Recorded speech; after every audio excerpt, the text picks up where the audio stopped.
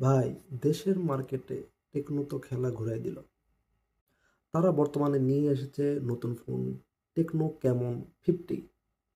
তারা এই ফোনটিতে ক্যামেরার দিক থেকে বিশেষ গুরুত্ব দিয়েছে এবং সেই সাথে আছে বেশ কিছু ক্যামেরা সেন্সর এবং ফোনটি এআই ফিচার দিয়ে ভরপুর।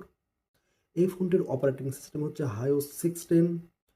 প্রসেসর হিসেবে আছে মিডিয়াটেক হেলিও G200। এই ফোনটি 4G কানেকশন ফোন। ডিসপ্লে বেশ বড়, 6.78 ইঞ্চিস।